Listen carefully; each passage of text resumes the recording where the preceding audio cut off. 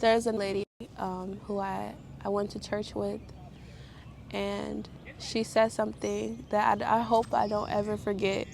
And she said, take care of your dash. And that is the dash between your first day born and your last day here. And the dash is all the living in between those 2 days. So she said, take care of your dash. Do people right. Live. Have joy. Share joy. Do what you need to do. Get done what you need to get done. Remember what's most important and what's not. And try your best to live that way. And that's how you take care of your dash. And she also said something else. She said, take care of your dash so that when your funeral comes, people don't got to get up here and try to find something nice to say about you. Then take care of your dash. Actually can tell true accounts of how kind you were or just how amazing you lived. Have endurance for the hard times in life. All of the good stuff. It feels like God is challenging me to be less private.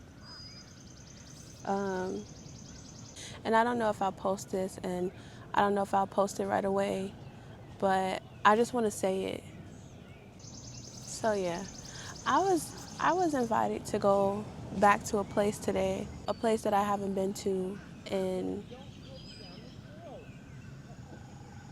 like over 13 years, a really long time. I think the last time I was there, I was so little. It wasn't a good place. It wasn't a healthy environment to be in. And someone who's still there asked me to come back.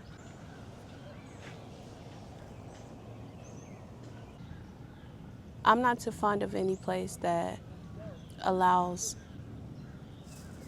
adults to touch. Where pedophilia happens, incest relationships, where children are called stupid and ignorant, dumb, to a place where rapists are and molesters are, kids are held by their arms and legs in the air while men beat them during service that's supposed to be sacred. We were talking about explicit details of sex. I mean, the amount of things I'm gonna have to bleep out in the video should tell you.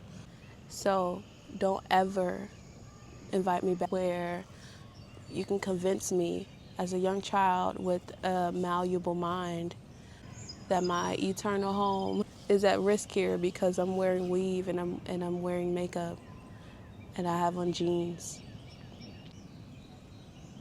And it's actually very disrespectful to ever ask me to come there. I remember one of the first times I heard God's voice. I was in that building and I was just sitting there and singing and clapping my hands. I heard a voice tell me, this is the last time you're going to be in this building and don't ever come back. And I just sat there. And that was the last time that I was in that building. And I still have dreams sometimes of me being there. Oh. And in the dream, I would be mad at myself. In the dreams, like, why would you come back? You heard that voice tell you don't ever come back here. Why would you do this? And then I would wake up. But I still would wake up anxious a little bit, like having to remind myself that that dream wasn't real. I still have those dreams. And I've worked really hard to disconnect from a place. Oh, I got bit.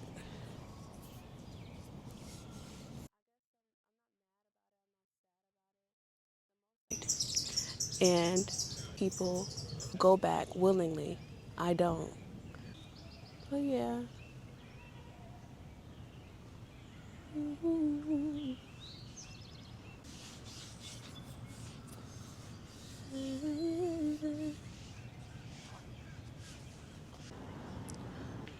Hi. Don't ever feel comfortable inviting me. If I ever was to go back there knowing all I know and I willingly walk in there, I don't respect myself and I don't love myself. I ever was to invite someone I care about, someone I say I care about, if I was to invite them, they subject them to that kind of environment. I don't love them. I don't love you.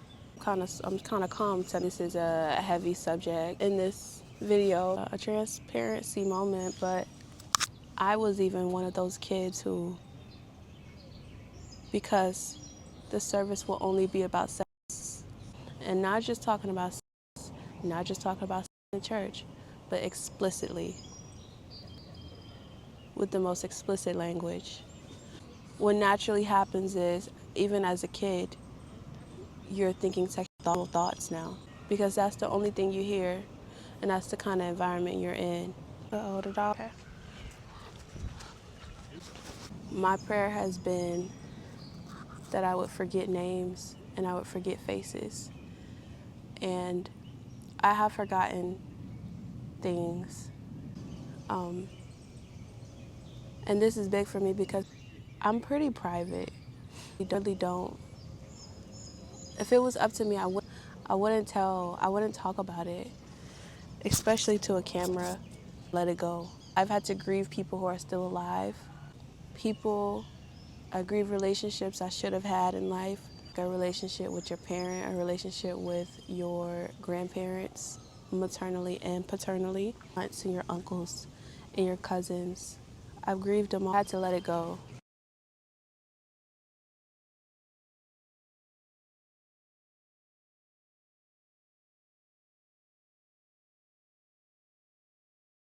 I don't really care to know much of anyone from my past. I don't care for any of it. I'm just grateful. Yeah, I'm really grateful.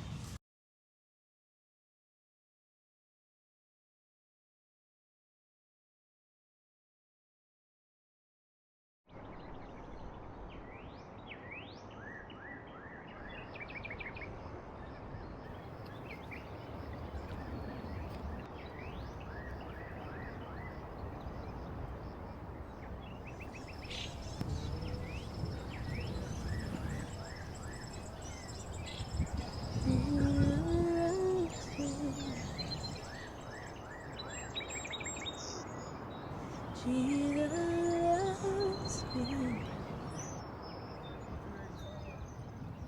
Jesus loves me, for the Bible tells me so.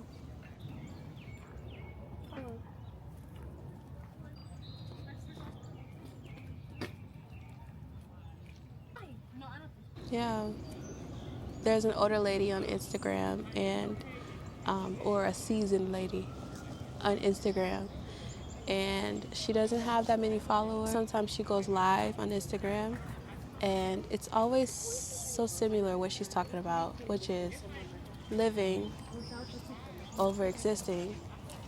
And since the first live I watched of her saying that, which was like maybe 2 years ago, it stuck with me, and I really, really, really want to make God proud with the way I live, and I want to make myself proud with the way I lived. So this was my first entry. I don't know if I'll post this first, but it is my first time turning the camera on and talking.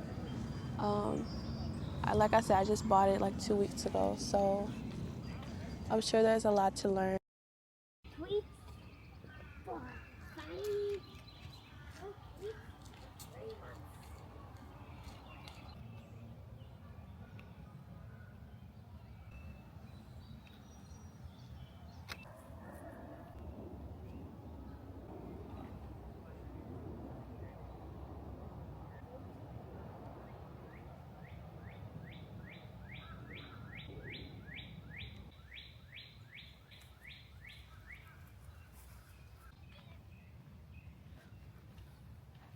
How I get to live now.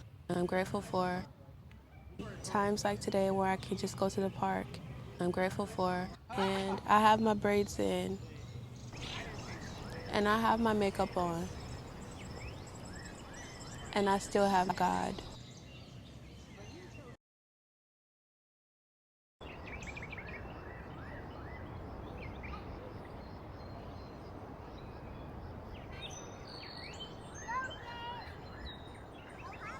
It's still important, like today, to still get outside and still live.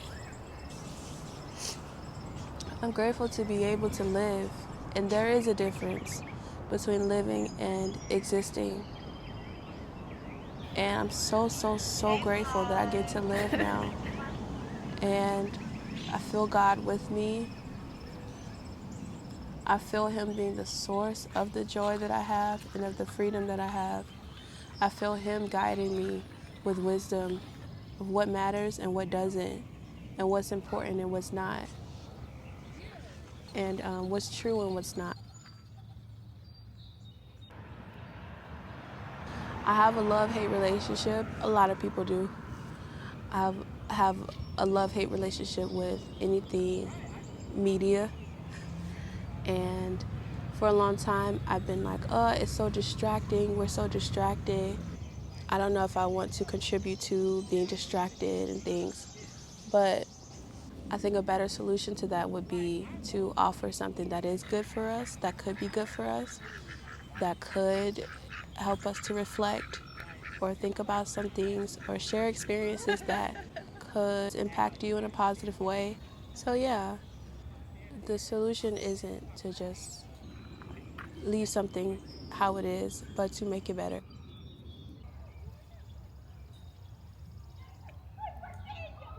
So pretty though. Thank you so much. So this is my first entry. Thank y'all for whoever watched. I kind of am stuck between wanting my videos to do well, but also wanting them to just be seen by nobody. Because I'm really, I like to stay to myself. I don't like to tell too much of my business. I don't like to tell that stuff, but I just feel led to. Alrighty.